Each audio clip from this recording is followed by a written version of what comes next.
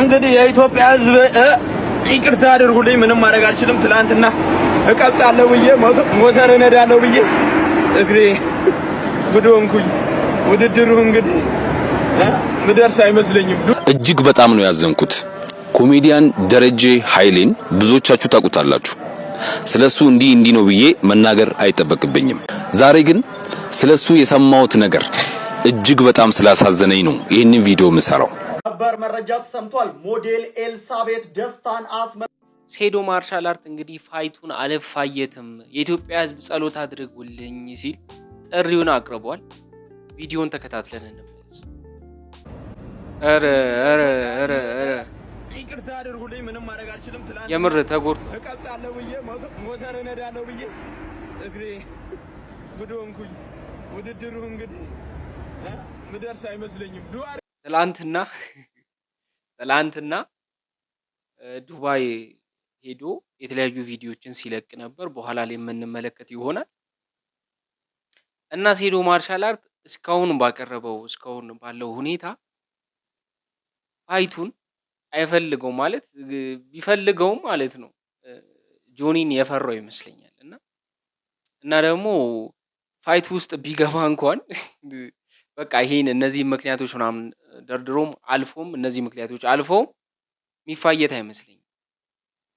እና ሴዶ አሁንም ፋይቱን አልፋየትም እንግዲህ ተጎድቻለሁ እያለ ነው። እስቲ አንዳንድ ቪዲዮዎችንም የምንመለከት ይሆናል። እስቲ ምን እያለ ይሆን? ሁላችሁም የኔ ውድድር ማየት የምትፈልጉ እኔ እንደዚህ በቃ ብዙም ማለት በቃ ብዙም ብጎዳ ራሱ ገባሉ እያለ ትንሽ እንዳገኝ ፍየል እፈልጋለሁ። ብዙ ፍየሎች እፈልጋለሁ። ጠግናችሁ ወደ ፋይቱ ብዙ ፍየሎች ደስ ይላል። ኬጁ አስገቡኝ እንጂ እኔ ምንም አልቻልኩም። በስህተት ነው። እኔ ሞተሩ ምንም አይጎዳም ተብዬ ነው እንጂ እንደዚህ ሆንኩት። ዱአ አድርጉልኝ። ለማንኛውም ዱአ አድርጉ። ምን ሆኖ ይሁን የተጎዳው? እስቲ እናያለን። ታውልሽ በቀሉ አቤት በቃ እዚህ ሰዓት ጋይስ ግን የሆነ ነገር አለ። የሆነ ድምጽ አልሰማችሁ? ቆይ እስቲ ላሳልፍላችሁ። ታውልሽ በቀሉ ጋር ሲወድቅ ማለት የሆነ ድምጽ እኔ ብቻ ነኝ እየተሰማ በቀሉ አንቺ ሳልከላከልሽ እጄ ነው የሆነ ድምጽ የለም። በቃ እኔ ስሙን አልጠራም ብዬ ነው። ቄስ ይጥራው። የሆነ ድምጽ የለም። ኧረ ተው ሴዶ ተው። በቃ የዚህ ሰዓት ነው የተጎዳው ማለት ነው። ኢትስ ክሬዚ። በነገራችን ላይ ሴዶ ማርሻል አርት በቀሉ አንቺ ሳር ሞተር እሺ ዓለምን እየዞረ ነው።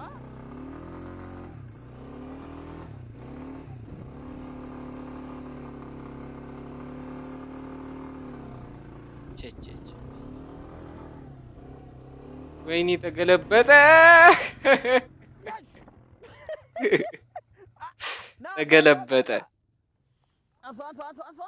አይ ሴዶ በቃ የዚህ ሰዓት ነው እግሩን የተመታው ማለት ነው።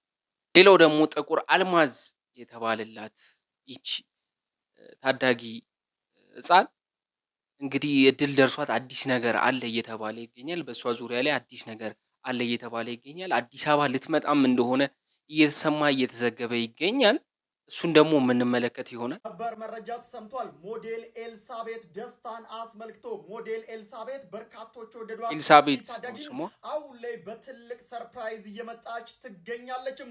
ብዙዎች አይተዋታል፣ ብዙዎች ወደዋታል። በተለያዩ የዓለም አቀፍ መድረኮችም እሷን ሊያዩዋት ይፈልጋሉ። ይቺ ልጅ ታዲያ ካደሮ መጣም በአዲስ አበባም የተለያዩ ስልጠናዎች የሞዴሊንግ ስልጠናዎች ለእናንተ የነበራትን ውበት ይዛ በአዲስ መልኩ ትመጣለች። አሁን ላይ ታዲያ አካውንት የቲክቶክ ተከፍቶላታል። ከታች ሜንሽን የማደርገውን የምትመለከቱትን ማለት ነው አሁን ላይ 100,000 እናስገባዋለን። ከዛም ታዲያ ትልቁን ሰርፕራይዝ ሞዴል ኤልሳቤት ደስታ ኦኬ ሰርፕራይዝ አለን ማለት ነው። እዚህ ያለ ሰርፕራይዞች ይቀጥላሉ ማለት ነው። ኤልሳቤትን አካውንት ሁላችሁም እየገባችሁ ፎሎ አድርጉት። ትልቅ ስራ በቅርብ ቀን ይጠብቁን። ኤልሳቤት ጋር መስራት የምትፈልጉ ድርጅቶች ደግሞ እዚሁ ቲክቶክ ዋው በጣም ደስ ይላል። እና እቺ ልጅ ኢትዮጵያ ሕዝብ ተባብሮ ማሳደግ አለበት። እንግዲህ መልካም እድል ተሳክቶላት ብዙ መድረኮች ላይ እንደምናያት ተስፋ እናደርጋለን። እቺ ልጅ እንግዲህ ታዳጊ ልጅ ነች። ገና የ14 ምናምን ዓመት ልጅ ታዳጊ ልጅ ነች እና ተሳክቶላት ደግሞ ኢትዮጵያን በተለያዩ የሞዴሊንግ መድረኮች ላይ ወክላ እንደምንመለከት በጣም ትልቅ ተስፋ አላት። እንግዲህ ችግሩ የኢትዮጵያ ሕዝብ የሚያድግ ሰው የሚሰራ የሚለወጥ ሰው አንደግፍም፣ ግን ለሆነ ለስድብ ለትችት ሲሆን እንሮጣለን። ነገር አስተካክለን አሁን ይቺ ልጅ መደገፍ አለብን ብዬ አስባለሁ። እስቲ ወደ ሌሎች ቪዲዮዎች እናምራ። ቪዲዮ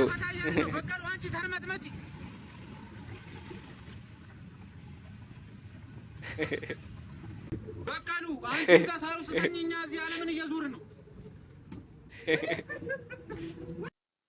ደረጀ ኃይሌ ከሰሞኑ መነጋገሪያ ሆኗል። ለምንድን ነው መነጋገሪያ የሆነው? እንግዲህ ብዙዎች ስለ ደረጀ ኃይሌ እየጠየቃችሁ ትገኛላችሁ። ምን ተፈጥሮ ምን የሆነው ይሁን እስቲ የምንመለከት ይሆናል። እጅግ በጣም ነው ያዘንኩት። ኮሜዲያን ደረጀ ኃይሌን ብዙዎቻችሁ ታውቁታላችሁ። ስለሱ እንዲህ ነው ብዬ መናገር አይጠበቅብኝም። ዛሬ ግን ስለሱ የሰማሁት ነገር እጅግ በጣም ስላሳዘነኝ ነው ይህንን ቪዲዮ የምሰራው። እባካችሁ እሱን የምታከብሩት እስከ መጨረሻው ድረስ ይህንን ቪዲዮ ተከታተሉ። ኮሜዲያን ደረጀ ኃይሌን ያው የዘጠናው ትውልድ የሆናችሁ በደንብ ነው የምታውቁት።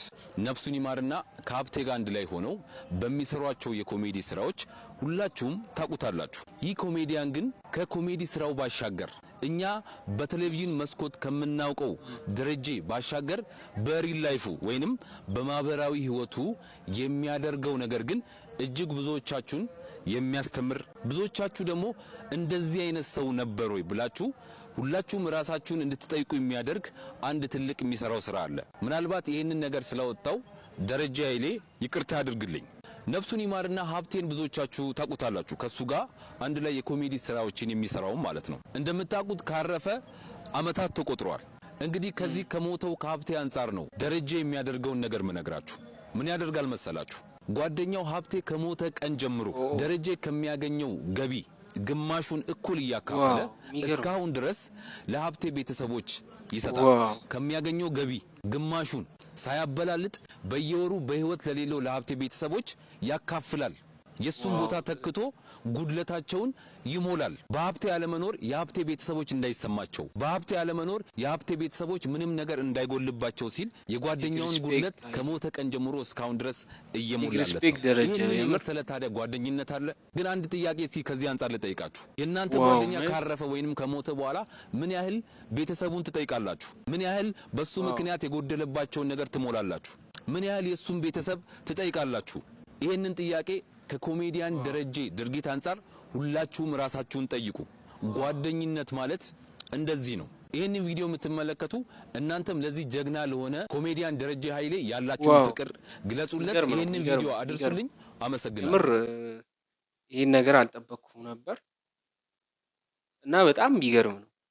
ይሄ በጣም ትሩ ኢትዮጵያዊነት ነው። በጣም እውነተኛ ኢትዮጵያዊነት ነው። ለብዙዎቻችን ምሳሌ ይሆናል ብዬ አስባለሁ። እንደዚህ አይነት አርቲስቶች በብዛት እንደዚህ ሲያደርጉ ተብለን የሆነ ክፉ ነገር እንጂ የሆነ ጥሩ ነገር አደረጉ ሲባል ሰምተን አናውቅም። ግን ደረጀ ኃይሌ በጣም የሚገርም አርቲስት ነው። ኮሜዲያን ደረጀ ኃይሌ ከዚህ በፊት ብዙዎቻችን እናውቀዋለን እና ደግሞ አሁን ለጓደኛው ቤተሰቦች ይሄን ሁሉ ሲያደርግ በጣም ነው ልብ የሚነካ ነገር ነው። በጣም ደስ ይላል። ብዙ ኢትዮጵያውያን ከዚህ መማር አለብን ብዬ አስባለሁ። ብዙዎቻችን ይህን ነገር ለቤተሰቦቻችን ለጓደኞቻችን ማድረግ አለብን። ሽንቴን እየሸና ቪዲዮ ቀርጻ ስለያዘች አንዲት አስተማሚ ነው። በእርግጥ እኔም ብቻ አይደለም ቀርጻ ያዘችው፣ እኔንም የነርሶቹንም ነው ቀርጻ ያዘችው እና አፕን ያደረገው ምንድነው ያው ይሄ የቤት ለቤት ህክምና ስትሰሩ በጣም ብዙ ነገር ነው የሚያጋጥማችሁ። አስተማሚው እዚህ አይደለም ያለችው። ከዛ ሴኩሪቲ ካሜራ ይቻላል። ሴኩሪቲ ካሜራው ግን ባኞ ቤት እንዳለ አናውቅም እኛ። በቃ ሳሎንና ይሄ መኝታ ቤት ነገር የተያያዘ ስለሆነ ማለት እዛ ጋር ብቻ እንዳለ ነው የምናውቀው እንጂ ባኞ ቤት ውስጥ እንዳለ አናውቅም። እና ምንድነው ባጭሩ ለመናገር ያክል አስተማሚያ እጅግ በጣም አስቸጋሪ አስተማሚ ነች። በጣም አስቸጋሪ አስተማሚ ነች። በቀን አንድ ጊዜ መለካት ያለበትን ነገር በቀን 48 ጊዜ መለካት አለበት በየ30 ደቂቃው ብላ ነርሶቹን እጅግ በጣም የምትጫናቸው። ነርሶቹን ዲስሪስፔክት አድርጋለች፣ ትሳደባለች። ከልክ በላይ የሆነ ነገር በቃ ምግብ ሲበሉ ሁልጊዜ ማስክ ያድርጉ ትላለች። 24 ሰዓት ማስኩ እንዳይወርድ ትላለች። ከዛ ማስኩን አድርገው ምግብ ሲበሉ ራሱ በአንድ እጃቸው ማስኩን እንደዚህ ያወልቁትን አድርገው ይዙትና ከዛ እንደዚህ እያደረጉ ልክ እንደ ወፍ ነው የሚበሉት። ሽንት ቤት ሲገቡ ለምሳሌ አሁን ግላቭ እንዳያወልቁ ጓንት ሳያወልቁ በሽንት ቤት መጠቀም ያለባቸው ትላለች። ከዛ መጨረሻ ላይ ነርሶቹን ጭራሽ በብሔር ታፔላ መጥራት ጀመረች። እቺ ትግሬዋ ነርስ፣ ኦሮሞ ነርስ ምናምን እያለች ማለት ነው። ከዛ እዛ ላይ ይበቃል፣ በቃ ይበቃናል፣ ከ3 ሳምንት በኋላ ኬሩን እናቆመዋለን እንላታለን። ከዚህ በላይ መታገስ አንችልም እንላታለን። ማለት እንደዚህ አይነት ነገር አልታገስም። ከዛ እንዴት እኔ እናንተ መታገስ አለባችሁ ምናምን ትላለች። በቃ ከባድ ነው፣ እናቆማለን እንላታለን።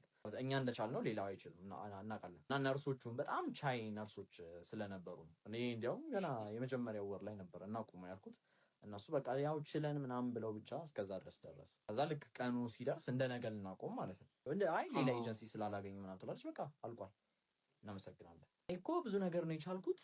ለምሳሌ አሁን ሽንት ቤት ሲገቡ እንትኑን ግላቡን አታውልቁት ነው የምላቸው። እነሱ ግን አውልቀው ነው የሚጠቀሙት አለች።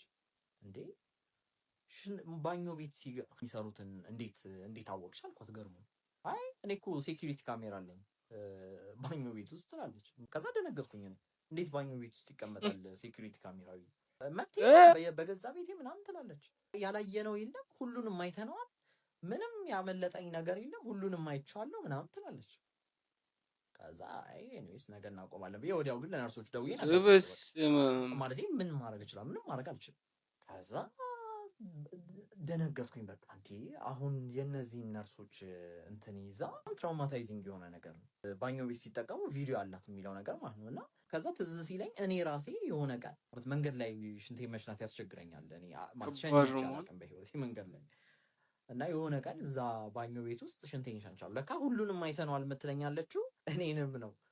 በእርግጥ እኔ ምንም የሚያሳፍር ነገር የለኝ ማለት በዚህ ደረጃ እኔ ግብረ ገብነት የጎደለው ሰው እኔ በጣም በጣም በጣም አስገርሞኛል። እና መጨረሻ ላይ ደግሞ ክፈይ ስትባል በቃ የሆነ ክፈይ ካላችሁኝ ቪዲዮዎቹ ከእጄ ሊያመጡ ይችላሉ። አይዞሽ ዶ ከዛ አንዳንዴ ቁጭ ብዬ ካሁን ያ ተለቀቀ እያልኩኝ በቃ ድንገት ሀሳቡ ይመጣብኛል። እና ሳስበው ለምን ቀድሜ ራሴ ያልነገርኩሽም በቃ እንደዚህ አይነት ቪዲዮ ሊመጣ ይችላል። እንዴ እየሸናው አይዞህ ያላችሁ እንዳደነግጡ ነው ማለት ነው።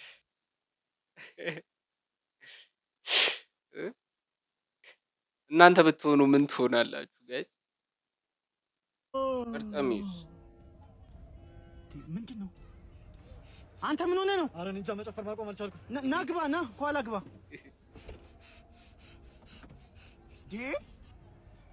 ምንድነው? አረ መጨፈር ማቆም አልቻልኩም። ና ግባ። እሺ አይዟችሁ፣ ቆይ ሆስፒታል ልውሰዳችሁ። አይዟችሁ፣ አይዞ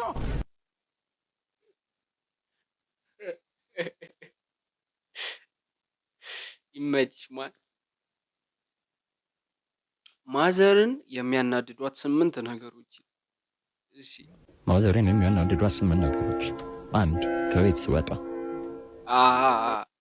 ይሄ ልክ ነው። ይሄ ልክ ነው። ከቤት ስንወጣ አይወዱም ነው የሚለው። አይወዱም ማለት ነው። ይሄ ልክ ነው። ከቤት ስንወጣ አረ በስመ አብ ደግሞ አንዳንድ ያለ ይሆናል አይደለ? ቤት ውስጥም ቁጭ ብለን በጣም ስንል እስቲ ወክ አድርገና ምናምን የሚሉትም ነገር አለ። 2 ከቤት ሳልወጣ ይኸው አላልኩም ከቤት ሳልወጣ ይኸው። እሺ ምንድን ነው የሚያስደስታችሁ? ወጣን ኑ አላችሁ፣ አትውጡ አላችሁ። እሺ ቁጭ አልን። ማዘሮች ከባድ ነው። እሱ አላ 3 ብዙ ስበላ 4 ሳልበላ ስቀር 5 ብዙ ስተኛ 6 ሳልተኛ ስቀር 7 መልስ ስመልስላት። ይሄማ ከባድ ነው። መልስ መመለስ ከባድ ነው። ቀጥታ ወደ ሞት ሊወስድም ይችላል። መልስ መመለስ ከባድ ነው።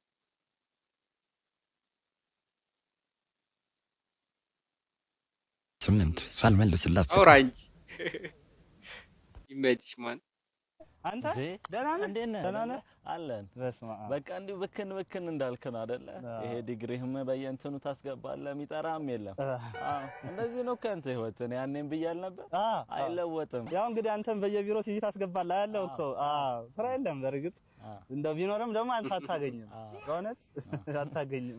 የፍቅር ህይወት የሚባል የለህም አይደለ? ደሃ ነህ። ደሃ እኮ ፍቅር የለውም።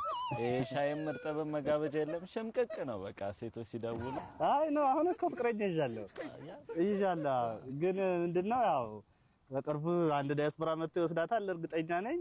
ብቻዬን ተቆራምጄ እንደምቀር ደግሞ አልጠራጠርም። ደስ የሚል ዜና እኮ ነው። ወጣትነት ውበቱ ይሄ ነው። ይሄ ነው ገና ደግሞ ይብሳል። ይሄ አሪፍ እኮ ነው። እኔም አሁን ቤተሰቦቼ አግባ ምናምን እያሉኝ ነው። እኔ ደግሞ የታክሲ ብር የለኝም። እንደዚህ በቃ እንደተቆራመደ ደስ ይላል። አዎ ግን በቅርቡ ደግሞ ትዳር ያዝ እሺ። ከዛ ያው ገንዘብም ስለሌለ ያው ይራባሉ፣ መንገድ ላይ ይወድቃሉ። አንተም ብቻህን እያወራህ ትሄዳለህ። አይቀርም እንዴ በእውነት አይቀርም። ደስ ይላል። እኔ አሁን ታክሲም ስለሌለ ወደ ኮየ ፈጬ ነው የምሄደው። በእግሬ ይመሽብኛል ልሂድ ነው እንዴ? በሰላም ግባ። ያው መንገድ ላይ ብሩሽ እንዲያጋጥም እመኛለሁ። አንተን ካልነከሰ ያንስ አንድ ያለችን ሱሪ ቅደድብህ በልሽ። እሰም እንግዲህ ማበረታታት አይለይ። አከራይ መጥፍ ይጨምርብህ። ምን አይነት ጎዳና ነው ደቅ። አሜን። ደስ የሚል አይበልባችሁና ዛሬ ላይ የግል ሆስፒታል የምትታከሙ ከሆነ የግል ጤና ተቋማት የምትታከሙ ከሆነ በተለይ አልጋ ይዛችሁ የምትታከሙ ከሆነ ራሳችሁን ቄራ እንደገባ በሬ መቁጠር አለባችሁ። እውነቴን ነው የምላችሁ። መንግስት ሆስፒታልም ሆነ ሌሎች እንደዚህ የግል ሆስፒታሎች ያው ናቸው። እውነቱን ለመናገር እስቲ የተለያዩ ባለሙያዎች ሐኪሞች ይመጣሉ። ጥሩ ነው ክብካቤያቸው። ግን እያንዳንዷ ነገር ደረሰኝ ላይ እንደምታርፍ ግን ግንዛቤ ልትወስዱ ይገባል። ለምሳሌ መድኃኒትን እንኳን ብንወስድ መድኃኒትማ ብዙ ነው። ለመድኃኒት ራስዎች በሲስተም መድኃኒት እንድገዛ ለራሳቸው ፋርማሲ ያዛሉ። ምን እያደረጉ ነው ያሉት? እዛ ፋርማሲ ትሄድና ራሱ ሆስፒታሉ ሴት ያደረገውን ፕራይስ ትነግርሃለች ፋርማሲስቷ። በዛ ዋጋ ሃይ የሆነ ሂሳብ ነው የሚጠሩት ለመድኃኒቶቻቸው ራሱ ትገዛለህ። አንተ የ500 ብር መድኃኒት 5000 ብር ልትል ትችላለህ። ሰው የታመመበት ሰው ቀልብ የለውም።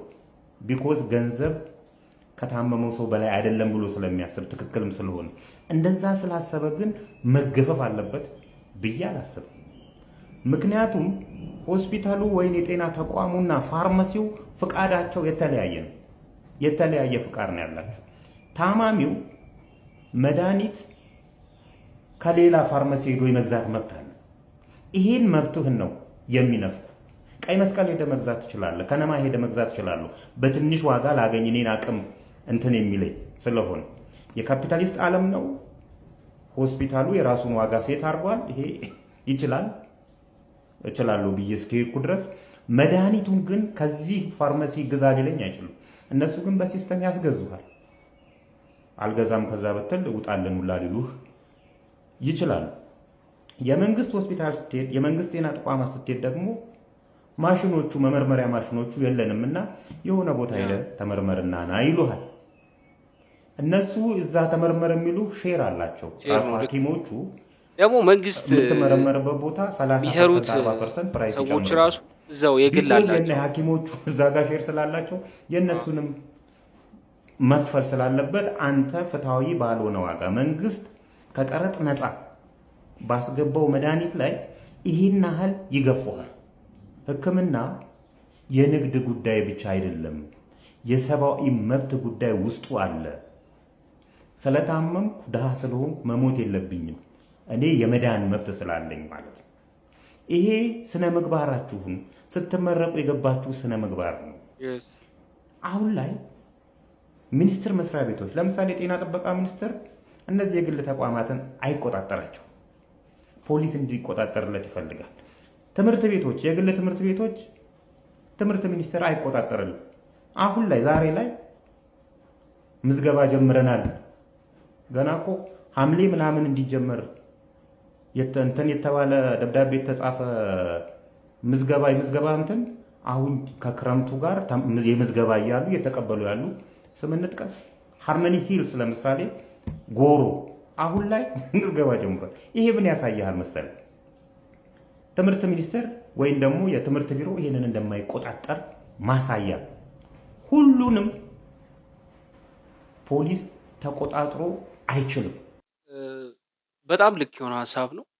ሁሉንም ያው መንግስት ተቆጣጥሮ አይችልም። ግን እንደዚህ አይነት ቦታ ኃላፊነት ያለባቸው ሰዎች ኃላፊነታቸውን በትክክል መወጣት አለባቸው ብዬ አስባለሁ እና ይሄ ነው።